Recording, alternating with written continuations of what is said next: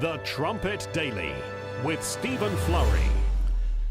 Hello again, everyone, and welcome back to the Trumpet Daily radio show. Just getting set up here for the big broadcast. Yet another live broadcast here from our beautiful Edstone studio. Had some fun last night on the dance floor, and of course a nice big Thanksgiving meal. Some leftovers for lunch today as well. Delicious. Always nice to have the turkey and the stuffing and so on.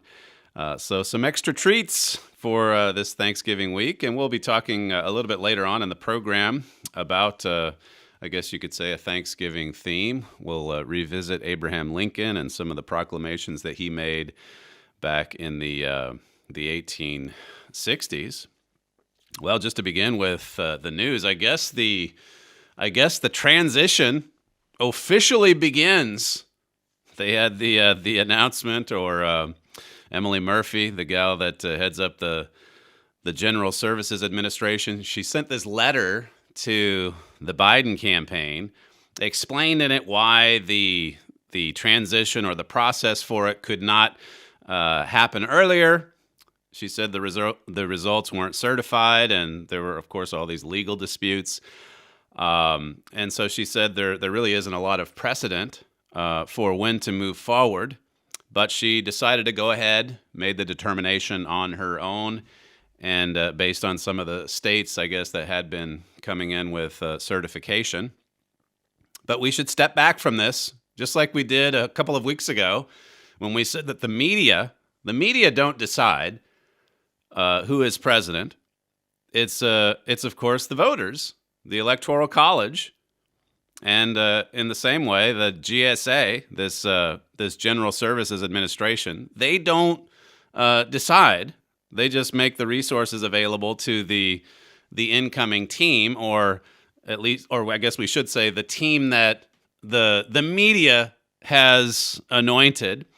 She said this, though, just to stipulate or just to qualify her statement to the Biden campaign. She said the actual winner of the presidential election will be determined by the electoral process detailed in the Constitution. Now, you'd never know this based upon the way that the media covered this story yesterday. Now, I think it's also quite revealing, and we've noticed this before with the two canvas workers in Michigan that were bullied into voting on the certification, voting to certify. And then, of course, they rescinded that vote later because they were lied to. They were threatened. Notice what Emily Murphy said in her statement. She's explaining here the pressure that she came under to go forward with this and to go ahead and allow this funding for the Biden campaign. She said, I did receive threats online, by phone, and by mail directed at my safety, my family, my staff, and even my pets in an effort to coerce me into making this determination prematurely. Some would say it's still premature. In any event, she says, even in the face of thousands of threats, I always remained committed to upholding the law. So here again, you have the radical leftist thugs that are there threatening this woman and threatening her family because she wouldn't open up the funding. The few $1 million, I think it is. And of course, it clears the way for him to be briefed, I guess, Joe Biden. I'm not sure what it actually opens up. But here she is being threatened by these radical leftists. These are individuals that do not want anything to slow this down. They do not want the election canvass board members to vote against certification. They will chase you down. They will threaten you, intimidate you to get you to go forward with their agenda. They don't want attorneys representing the Trump campaign. They don't want any attorneys. If they can intimidate them into surrendering, they'll do it. They certainly don't want Donald Trump to have his day in court. This is the way they operate. This is the new standard on the left. Bully and threaten them until you get your way. throw a temper tantrum. Just like those reporters in that room when Vice President Pence left. I played that clip for you last week as they were screaming at him and shouting at Kayleigh McEnany as well. Shouting at her during her press conference last week. So much childishness. It's Isaiah 3. All of these babies that have never been taught to restrain themselves, to be dignified. And so they're just like out of control children. Undisciplined children. Here's what the president tweeted out following Emily Murphy's letter to the Biden campaign. He said, "I want to thank Emily Murphy at GSA for her steadfast dedication and loyalty to our country. She has been harassed, threatened, and abused. And I do not want to see this happen to her, her family, or employees of GSA." And then he says, "Our case strongly continues." So this is a man who refuses to be bullied. "Our case strongly continues. We will keep up the good fight. And I believe we will prevail. Nevertheless, in the best interest of our country, I'm recommending that Emily and her team do what needs to be done with regard to initial protocols and have told my team to do the same." So he opens the way for initial protocols, and as far as CNN is concerned, this is the concession. It's the concession we've been waiting for 2.5 weeks. Here's what Don Lemon said on CNN last night, clip 1. Tonight, and the breaking news is that, you ready? It is over. The desperate refusal to admit the reality everyone else has seen for 16 days now, it is over. Joe Biden is the president-elect, whether the current president likes it or not. So tonight, the transition to the Biden administration can finally officially begin. And Don Lemon goes on to say how that it couldn't happen at a better time. I mean, we're coming into a slow news cycle over the Thanksgiving holiday. We've got to have this sorted out before Thanksgiving. I mean, it's been 16 days. It's been like an eternity as it is. 16 days? And so they want to button it up before Thanksgiving. And as I keep saying, or I have been the last few days, the litigation is just beginning. And the president got a pretty good or quick response from the appeals court over the one of the lawsuits in Pennsylvania. And then yesterday there was also, it was back and forth, I guess, in Michigan, but the state legislators agreed to hold a hearing into all the election irregularities, and I believe that starts tomorrow. And as far as the appeals process regarding the Pennsylvania case, I believe briefings for that have to be filed no later than next Monday. So all of that is in motion, and yet you have everyone, it seems, from both sides of the aisle calling on this president to surrender. Now, even Rush Limbaugh, he didn't obviously call upon him to surrender, but he said on his program, I believe yesterday, that press conference, he was disappointed with it, the one last Thursday when Giuliani came out with Sidney Powell and Jenna Ellis. He said we were expecting bombshells, and they didn't bring it. So they better start revealing some bombshells in a hurry. And I guess in one sense, they are under a shortened time frame. And it is, as I said yesterday, it's an uphill battle. But there's not a lot of strong support for this president at home or abroad. Here in the UK, that's the theme of the papers today. It's over. It's over. Here's a headline in the Telegraph. This is a more conservative paper. Donald Trump agrees to begin formal transition to Biden presidency. So it's a done deal. It's a done deal. It's like they don't even read or listen to what the president says. I think he's doing this more for Emily Murphy's family than he is for the Biden camp. That said, here's another headline. Donald Trump's green light for the transition is a concession in all but name. And of course, that's not at all what the president is saying. But that's what they're saying he's saying. It's a lot of wishful thinking. It's like I said last week when we went through that example in Raising the Ruins.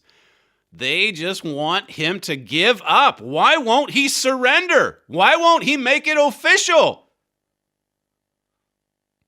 Why won't he throw in the towel? It's been 16 days. Byron York, I think he said, he's a conservative or a relative conservative. He said, oh, it's just a horrible weekend for the president. Just horrible. Really? The message, the underlying message of it all is, why won't he just quit? And of course, the fact that this president, that's why this president is in the position that he's in. One reason why is he will not quit. You think about Mr. Armstrong's booklet, The 7 Laws of Success, and that 6th law that he discusses in there, perseverance, or sticking to it, never giving up, never quitting.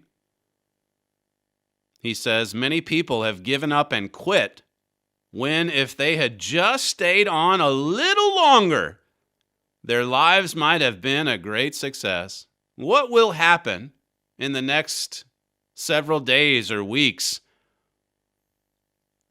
being that the president is going to continue on, continue fighting for a little bit longer? Mr. Armstrong said this, yes, 9 in 10, at least once or twice in a lifetime, come to the place where they appear to be totally defeated. All is lost, apparently that is. They give up and quit when just a little more determined hanging on, just a little more faith and perseverance, just a little more stick-to-itiveness would have turned apparent certain failure into glorious success. See, the fact that they rush to the microphone to tell you just how off the wall the press conference was, or how crazy Rudy Giuliani is, or his ghoulish appearance because he had some hair dye rolling down his cheek, or in this case, they run to the microphones. He's conceded. It's all but a concession. I mean, it's a concession except in name only, but he's given up. He's thrown in the towel. You look at the headlines. Mr. Armstrong said, the 6th law of success is endurance. Stick-to-itiveness, I've called it. The Bible says, he that endures unto the end. There's a spiritual lesson in this too, as you can see. He that endures unto the end, the same shall be saved. That's from Matthew 24 and verse 13. Sticking with it all the way to the end. Never give up. You think about, something Churchillian, that obviously comes to mind, among other things. The fact that he would not surrender. There's a lot of radical, evil forces arrayed against this president and his administration. And he's fighting back at the American thinker. It says, no, it's not time to move on.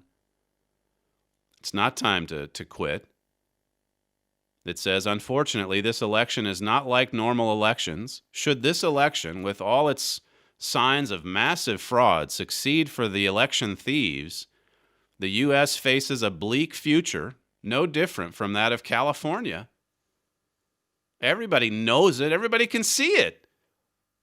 President Trump tweeted out this morning that 79% of Trump voters believe the election was stolen. Almost 80%. And of course, his tweet said they're right. It was rigged. And you have all of these affidavits, and you have a lot of lefties that are concerned about how this will play out in the courts, especially as it goes higher up. And that's why you see so much wishful thinking in their reporting. Don Lemon, it's over. And good to know it's before Thanksgiving.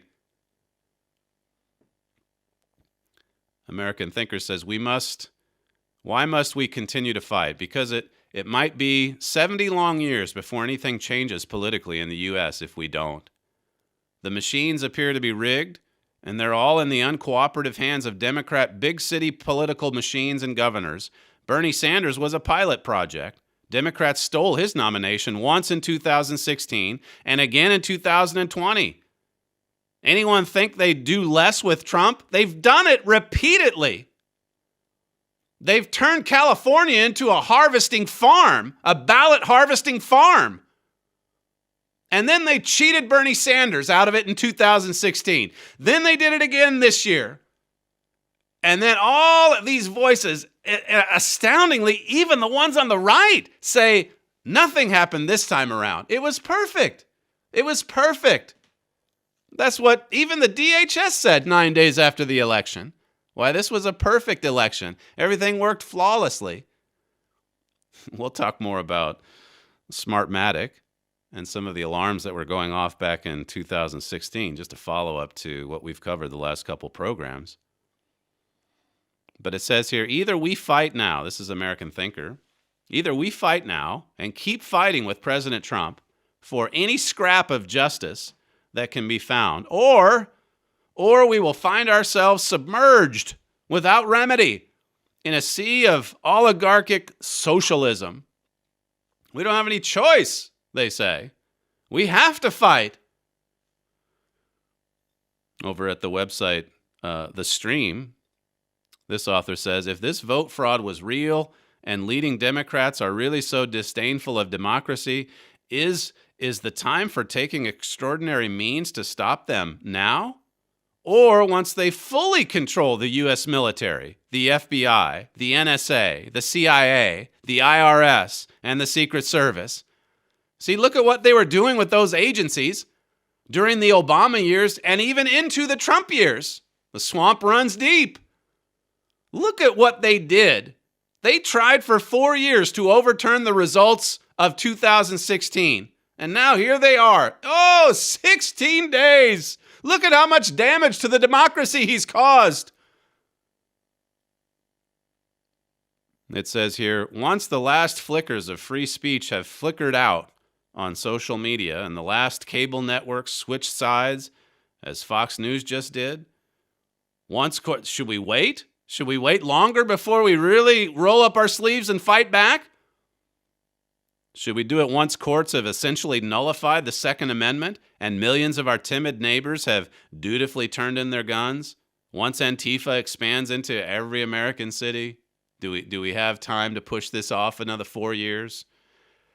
There's a few voices like this, but not that many. Not that many. It's just like my father said. Donald Trump has proved himself to take a stand where few others are willing to stand. So he sends out a late night tweet. He sent following that Emily's statement to the Biden camp, Emily Murphy. President Trump sends out this tweet. He thanks her. He acknowledges that she was, attacked, threatened. And then he sends up a follow-up tweet later. And he says, what does GSA, that's the General Services Administration, what does GSA being allowed to preliminarily work with the Dems have to do with continuing to pursue our various cases on what will go down as the most corrupt election in American political history? We are moving full speed ahead. Did you get that, Don Lemon? We're moving full speed ahead. We'll never concede to fake ballots and Dominion. Well, now, he just let go of or cut ties with Sidney Powell. And she was the one looking into Dominion and Smartmatic. He tweets out last night, we will never concede to fake ballots. That's the avenue that Giuliani and Ellis are on, among others. And then Dominion. And that's Sidney Powell's fight. That was a tweet that went out just last night. Speaking of Sidney Powell, by the way, Jenna Ellis was, I believe, maybe it was Fox News, I can't remember, but she was on and asked about she was asked about, yeah, it's Lou Dobbs. He asked her about cutting ties with Sidney Powell on Sunday night. And listen to what Jenna Ellis, she's, again, one of the president's attorneys, what she had to say last night. Clip 2. Ultimately, the legal team was kind of looking at two different directions. And like lawyers do, we all discuss the best legal theory to serve the client's best interests. And in this particular case, we want to make sure to preserve election integrity. And Sidney is very much focusing on Dominion voting systems, and that's going to be a much longer strategy, and that's going to be something that she's investigating. And right now, where Rudy and I and the other members of the legal team are focused is making these claims looking at the election official fraud. I mean, so they're looking at the fraud there with the election officials, changing the laws at the last minute. These, like the Pennsylvania court overruling, basically, the state legislature. And then all of the ballot stuffing.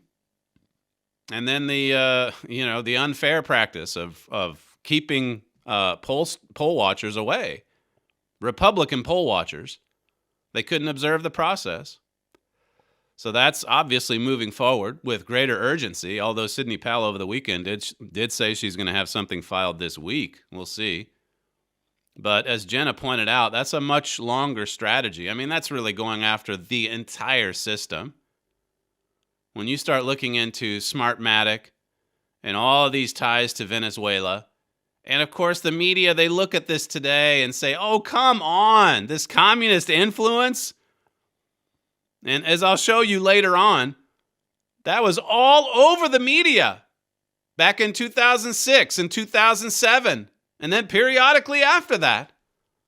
And then we get up to 2020, and all of a sudden, these companies, they're all squeaky clean.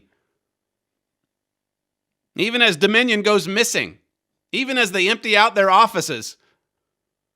Where are the Dominion executives? They have the t-shirts, where's Hunter? Now it's, where's Dominion? How about that one? We should market that, Sam. Where's Dominion? Where are the Dominion executives? They bring forward Mr. Steele, Michael Steele. They bring forward a rhino. They bring forward someone right out of the deep state and think that well, now it's all concluded. Everything's been debunked. Michael Steele spoke on Fox News for 5-10 minutes on Sunday. Smartmatic acquired Sequoia Voting Systems. That's the third largest voting machine maker in America, or it was at the time. This is going back to the early 2000s. And as I went through with you yesterday, it was the Democrat Congresswoman, Carolyn Maloney, who sounded the alarm.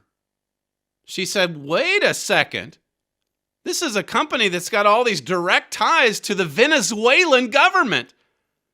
And they're buying this American voting system company? That needs to be investigated. I played for you the clip from CNN back in 2006.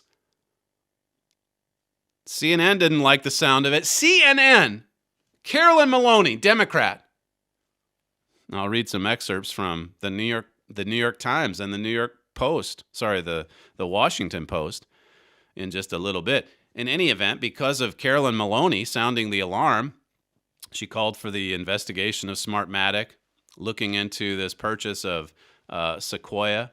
And the reason why it was alarming at the time is because Sequoia was basically running a lot of elections in the United States at the time. Okay, so the investigation, it was kicked off by the Committee on Foreign Investment in the United States, the CFIUS. So just to give you the timeline, May of 2006, that's when Carolyn Maloney raised questions about Smartmatic and the Treasury Secretary of the U.S. saying that, we need to investigate. And then in July of 2006, the Treasury acknowledged that it had contacted Smartmatic. No investigation at that point, however. October of 2006, Smartmatic announces that it was undergoing a CFIUS investigation. So Smartmatic says, okay, we're being investigated. That's in October of 2006. And then Follow the timeline. In December of 2006, Smartmatic announced that it was withdrawing from CFI US review because it was selling Sequoia. All right, look, if you're going to investigate us like this, we'll just sell Sequoia and move on and move away quietly. That's what happened. All this happened back in 2006. Now, according to Carolyn Maloney, that CFI US investigation never concluded.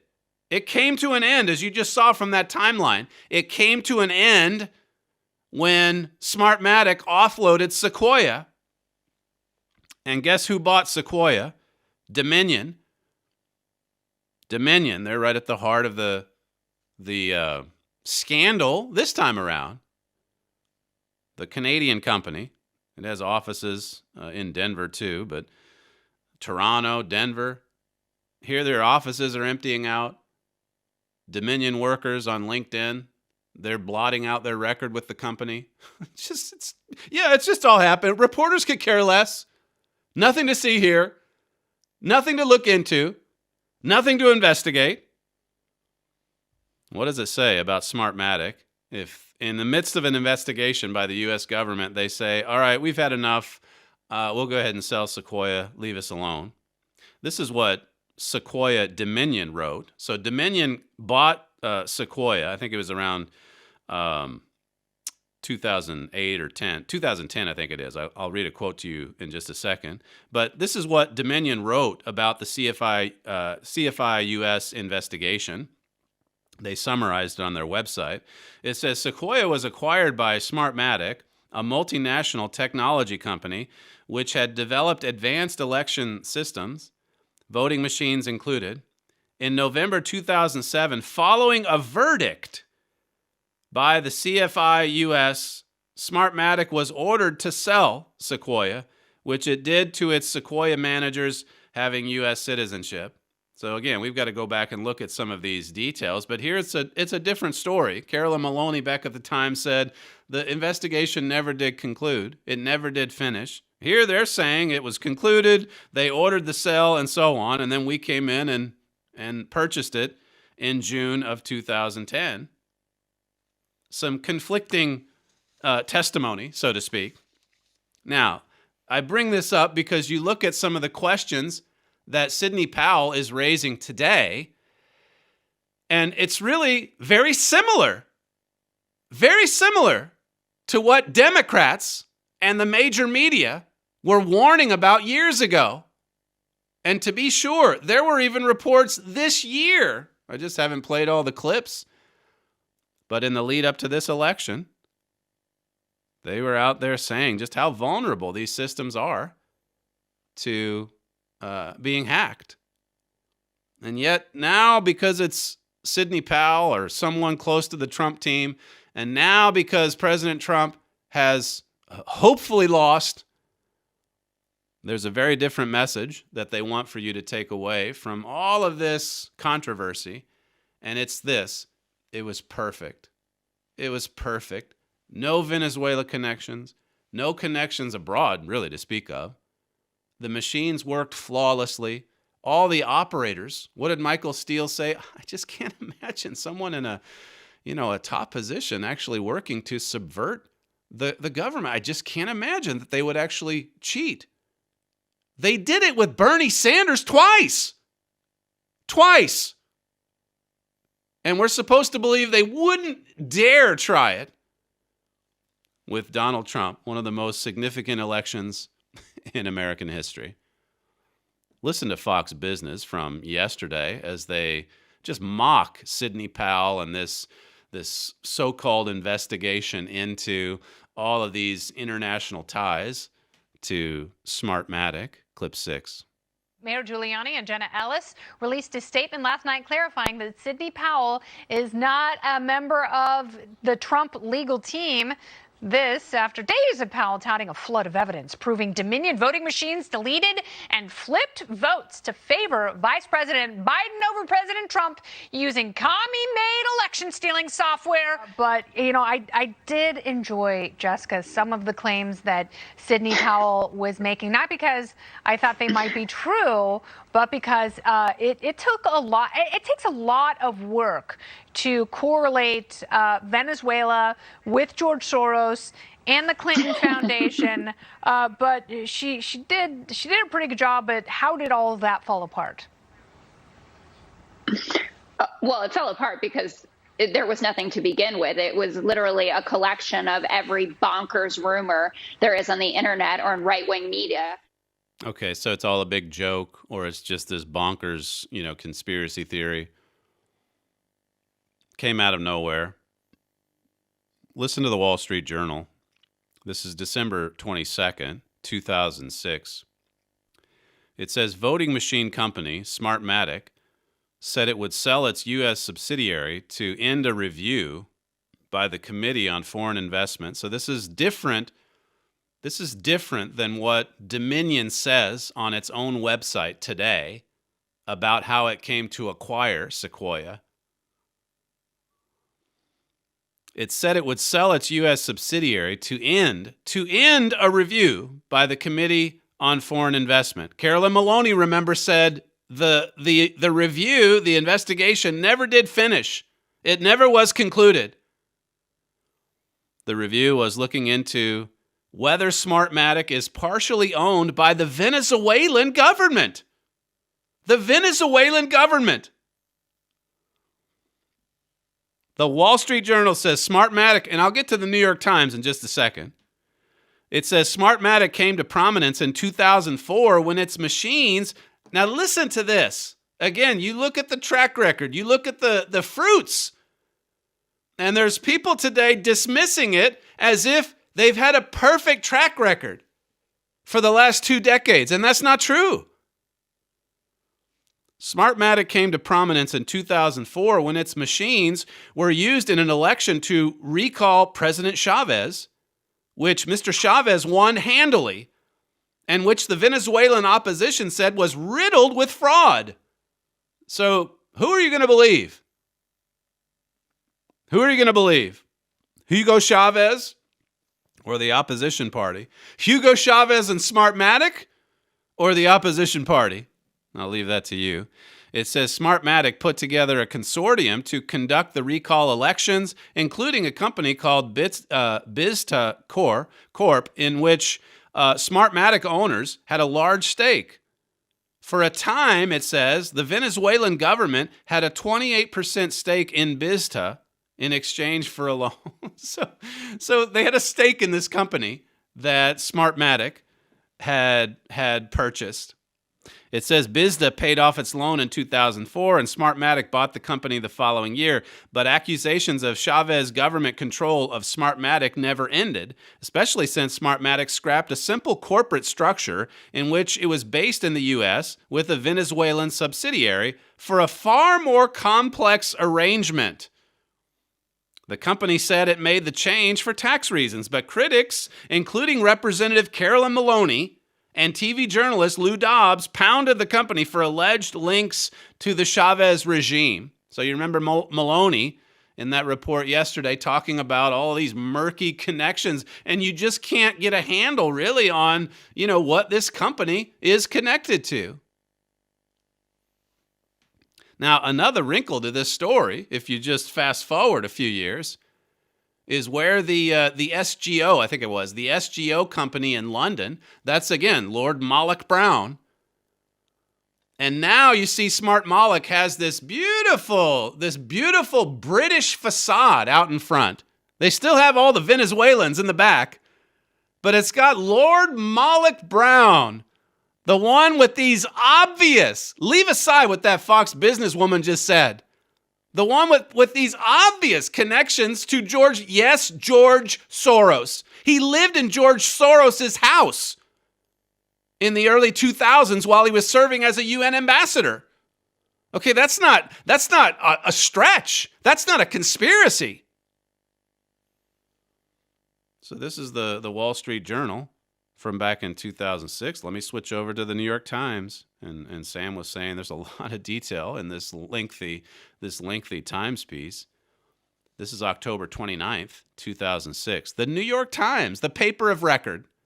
U.S. investigates voting machines Venezuela ties. Were the media mocking this back then? This is the media, okay?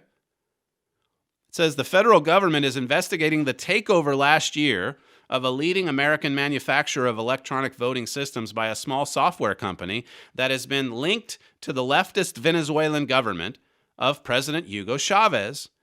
The inquiry is focusing on the Venezuelan owners of the software company, the Smartmatic Corporation, and is trying to determine whether the government in Caracas has any control or influence over the firm's operations.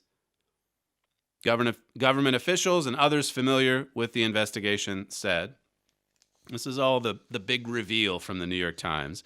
It says, finally, but after a municipal primary election in Chicago in March, Sequoia voting machines were blamed for a series of delays and irregularities. Smartmatic's new president, Jack Blaine, acknowledged in a public hearing that Smartmatic workers had been flown up from Venezuela to help with the vote. You can't make this up. These Venezuelan owners flying into the United States to try to help with a local election in Chicago. I mean, we played that from that CNN report yesterday. It says here, some problems with the election were later blamed on a software component which transmits the voting results to a central computer that was developed in Venezuela. Well, hopefully that's not so far back that some of the reporters at Fox Business or wherever, no wonder they're losing so many viewers, by the way. It's just perfect. Everything was perfect. Fox was the first one to call Arizona. Fox was right there when the mob announced that Joe Biden was president-elect. Well, as I say, we're going to keep digging as best we can. We don't have a huge staff, but there's some interesting connections when you look at all these companies. And judging by the president's tweet, he is not abandoning Sidney Powell's work or her investigation. Far from it. They're just getting started. You're listening to Stephen Flurry, and this is the Trumpet Daily Radio Show. If you'd like to email the program, you can send comments to td@kpcg.fm. We'll be right back.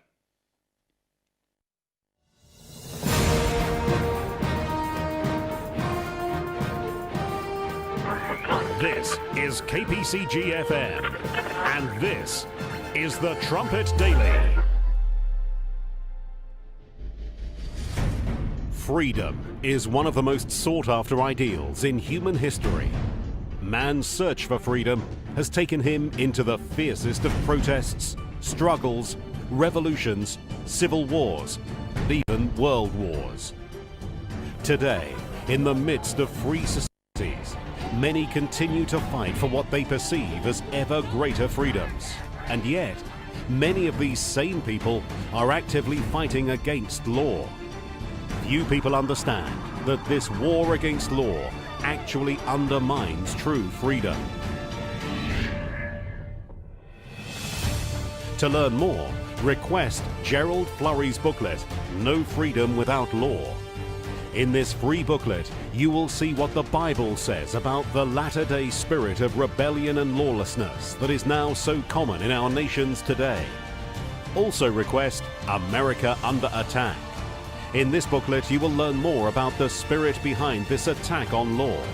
You'll see where this is leading. Both booklets are offered freely at no cost or obligation to you. Request No Freedom Without Law and America Under Attack. Email your request to td@kpcg.fm or visit thetrumpet.com.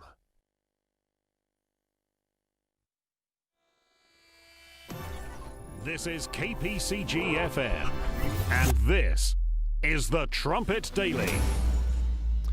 How do we here at the Trumpet Daily radio show, how do we whet your appetite for the Thanksgiving holiday if you happen to be one of our American listeners? Well, how about if we start with Governor Andrew Cuomo, the good governor from New York, the new author and the Emmy Award winner. Here is Andrew Cuomo on Thanksgiving, clip 4. This is not a normal Thanksgiving. It's a better than normal Thanksgiving. It's a deeper Thanksgiving. It's a more meaningful Thanksgiving. Mariah loves me so much, she's not coming to celebrate Thanksgiving with me. That's how much she loves me. He's got so much love from his family. They're not coming to Thanksgiving. And of course, the reason they're not coming is because everyone is dying because of COVID-19. So this Thanksgiving, so say the radical leftists in the media, this Thanksgiving has to be a deeper Thanksgiving. This Thanksgiving, it needs to be spent with just your immediate family, if that even. There's one commentator that says she's going to eat her mashed potatoes alone, all by herself. Listen to this media montage from Grabian, clip 3. Eat all of the mashed potatoes by yourself.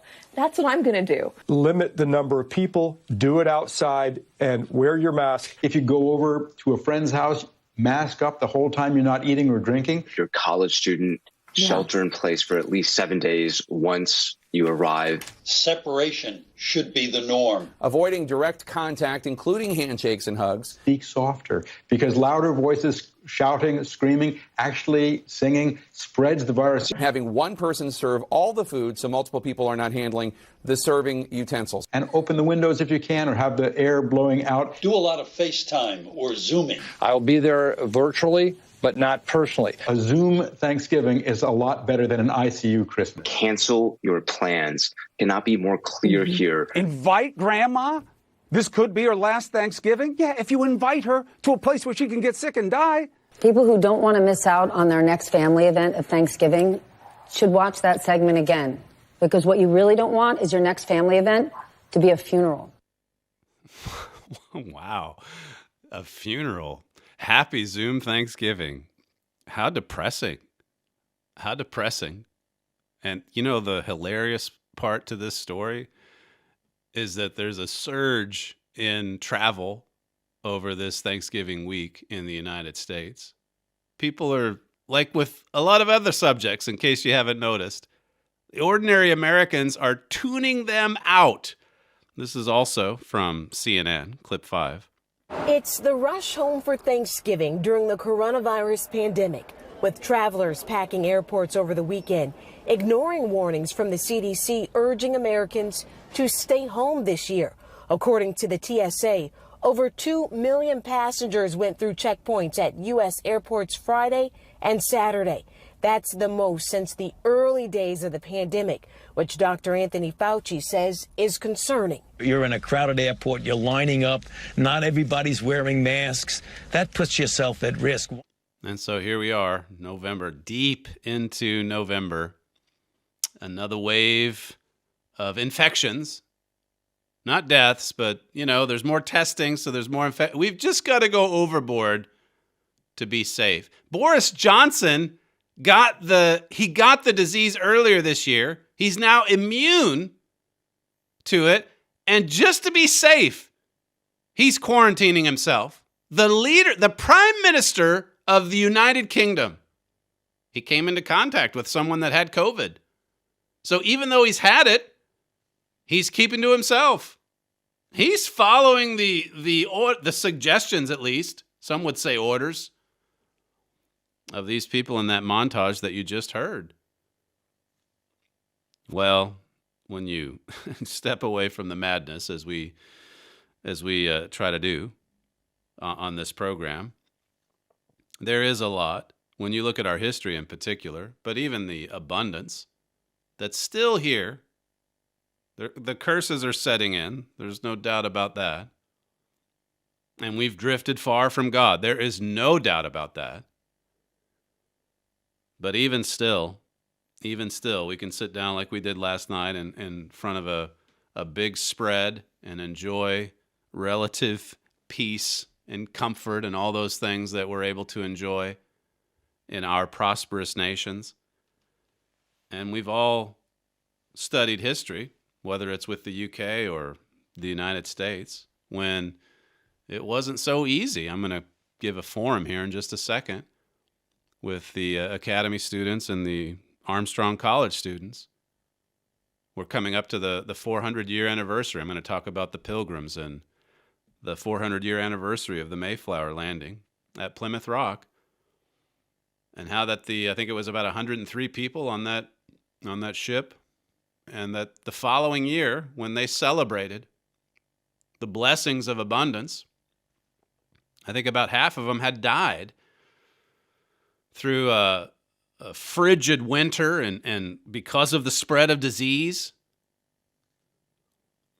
And yet those survivors still gathered together to give God thanks for the freedoms that they enjoyed and for the bumper crop that they were enjoying from over the summer. But the trials and the tests that they endured, these were pioneers.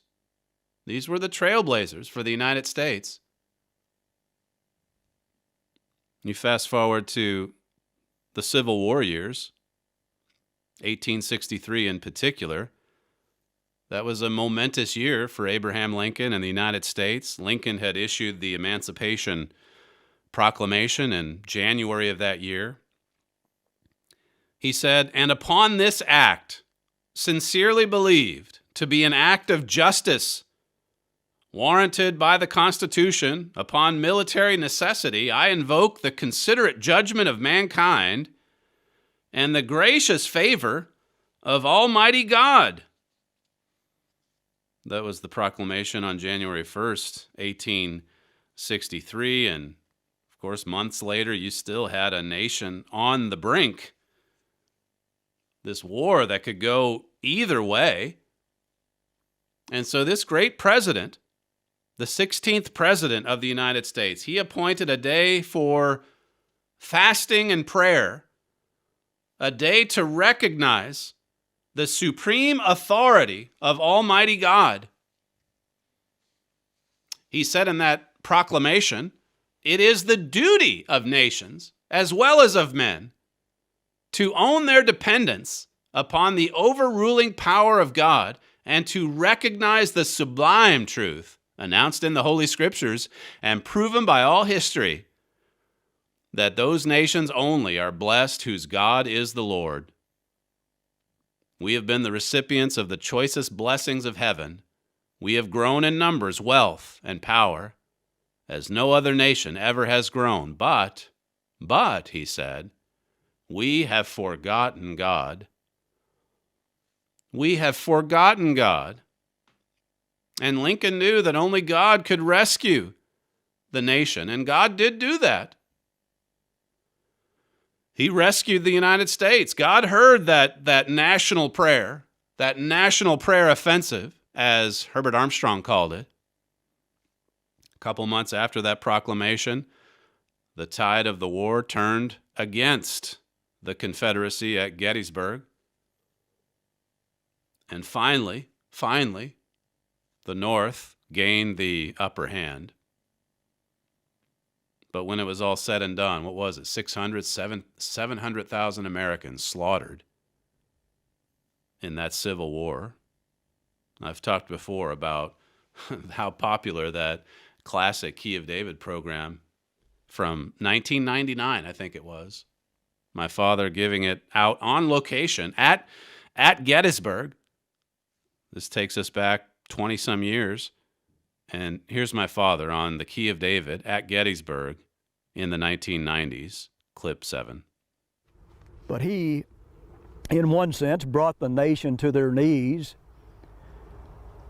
Just a few months before this battle here at Gettysburg, after the North had lost victories in Chancellorsville and Fredericksburg, Abraham Lincoln went into his room and locked the door, got down on his knees, and prayed to God for victory at Gettysburg. It was already beginning to build, and he knew there was going to be a battle there. Prayed to God, according to Wayne Whipple, one of his biographers, that God would give him victory, and he made a vow to God and said, if you give us victory, I will stand by you, and I will take a stand for you every opportunity I have. And I think Abraham Lincoln did. Now, it is interesting that the tide of war changed here in Gettysburg. Who changed that? Did prayer to God change that? If we were to bring our nation to its knees today, if we had a president or a Congress that had the courage to do that, what a difference it would make in our land. And what a difference it made during the Civil War, even though we might tend to deny that. Look at the fruits. Look at the fruits. That's from 1999. Those are some powerful words. What a shame when you look at the country today, and we're nowhere near. It's just as divided as it was in the 1860s. But do we have leadership, and do we have a country willing to drop down to its knees to beg to God for forgiveness, to help lead us to repentance and change, to help heal the divide between the two sides? Lincoln said in his Gettysburg Address, he said, we here highly resolve that these dead shall not have died in vain, that this nation, under God, shall have a new birth of freedom, and that government of the people, by the people, for the people, shall not perish from the earth. He said, this nation under God. Under God. If it's not under God, well, where is it? Or what is it under? You look at our nation today, here again, drifted so far from God, and really to say drifted, that doesn't adequately describe it. We're hostile to God, it says in Romans 8. Deuteronomy 8, God's talking to ancient Israel here about how that they better be careful when they come into this promised land and receive all of this abundance, this wealth, this prosperity. It says in Deuteronomy 8:11, beware that you forget not the Lord your God in not keeping his commandments and his judgments and his statutes, which I command you this day, lest when you are eaten and are full and have built goodly houses and dwelt therein, and when your herds and your flocks multiply and your silver and your gold is multiplied, and well, everything's multiplied, beware, it says in verse 14, that your heart be lifted up and you forget the Lord your God. All of the blessings, all of the prosperity, and the tendency is in human nature, the tendency is to forget God. To forget God's power, to forget God, that he's intervened on our behalf. The God who brought you forth out of the land of Egypt, if you back up to verses 1 and 2 of that same chapter, Deuteronomy 8, it emphasizes the importance of humbling ourselves. Humbling ourselves before the great God. I've gone through that 1838 lecture with you before, the one Lincoln gave, the Lyceum Address in 1838 when he was just 12 years old. And he said in that speech that, we didn't acquire all of these blessings because of our doing. God gifted this to us. God gave this to us. And what have we done in return? We've forgotten him. He said, this is a 28-year-old Lincoln, he said, let every man remember that to violate the law is to trample on the blood of his father and to tear the character of his own and his children's liberty. You'll remember he was really deeply concerned about the rise of these mobs throughout the United States at the time. Mob rule in certain cities. And he said, if we don't uphold law and order, I mean, everything's going to break down. This American experiment's going to come crashing down. He told America, even as a young man, we need to have reverence. Reverence for law and order. We need to revere the Bible. We need to revere God. This was a man who really knew the Word of God from beginning to end.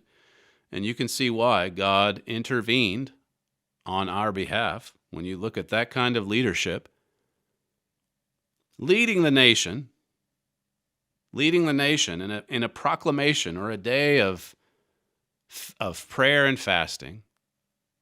Something to think about as we head into this Thanksgiving in the United States. You're listening to Stephen Flurry, and this is the Trumpet Daily Radio Show. If you'd like to email the program, you can write us at td@kpcg.fm.